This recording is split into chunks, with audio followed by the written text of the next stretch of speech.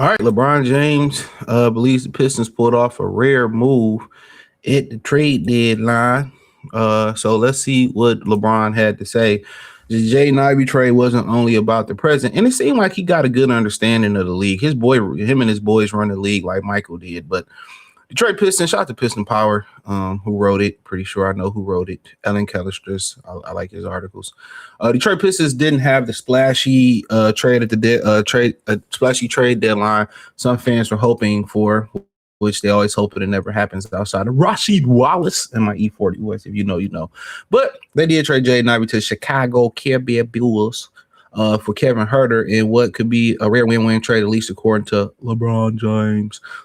James was chatting with Steve Nash about trade deadline on his recent episode of Mind the Game, and the two guards agreed that Ivey and Huerter trade could work out for both teams.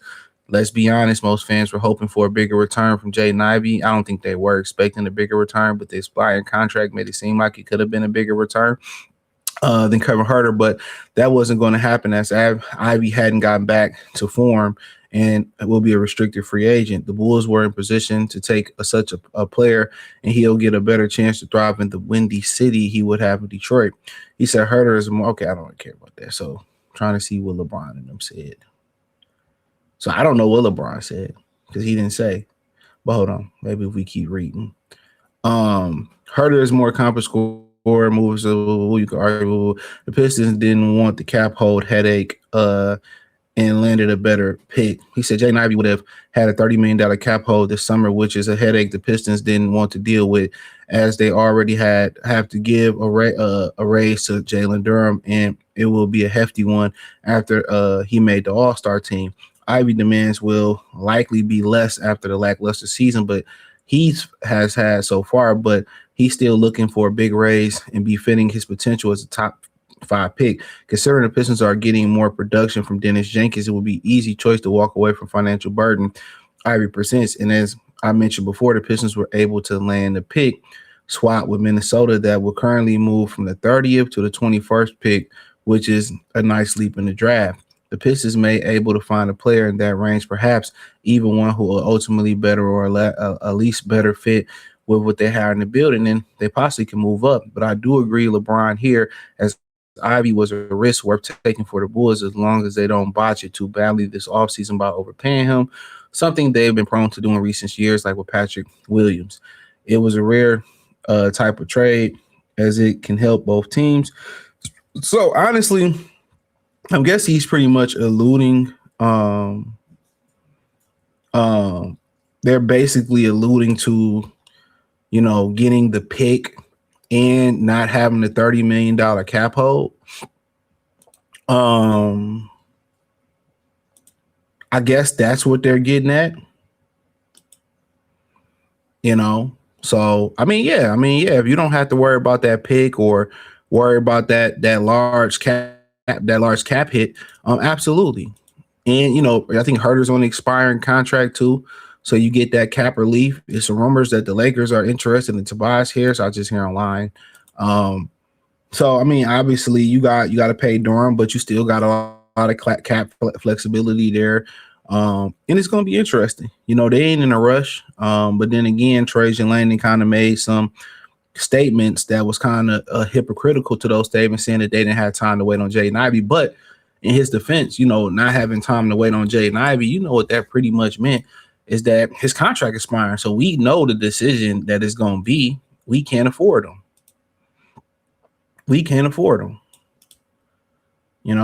So it was a good win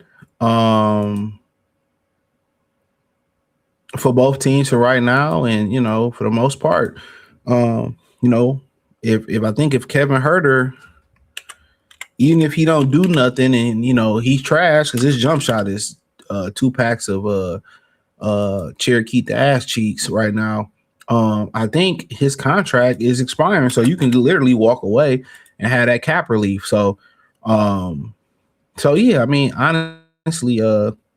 I don't know what happened with his jumper. Also, we was talking about poking fun on social media and in the community tab about this last year. For 17, just under 8, this is about 18 million, just under 18. We was poking fun about the fact that Isaiah Stewart is shooting a 3 ball better than Devin Booker. We was poking fun about that. So I don't know what's going on, and people talking about what's the contested threes. My thing is this. So I'm just dropping the floor. I don't know what the my thing is this. If we keeping it a beam, my thing is this. I think he can get better looks. I think he can get better looks in Detroit. And I get somebody on Facebook was saying, well, they were saying to the fact that, well, Devin Booker take a lot of contested shots.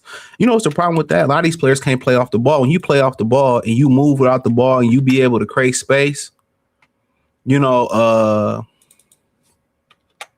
you able to create space and space the right way, shift, how to play basketball the right way. Guess what? You ain't got to worry.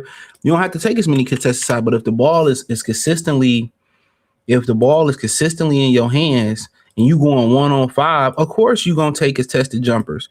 All your jumpers shouldn't all your shots shouldn't have to come with you creating your own shot. The offense, the way you move the ball, the way you flex, you cut, having a true point guard, you should be able to easily get an easy 20, 25, 30 points without you taking so many contested shots. The reason these guys take contested shots because they don't know how to play basketball no more. The coaches, they don't have the authority. Just like when you go into the classroom, the teachers don't have authority. Just like when you go into, you go anywhere and you try to say something to a kid, you can't correct them. They're uncoachable. So at the end of the day, you just got to walk away.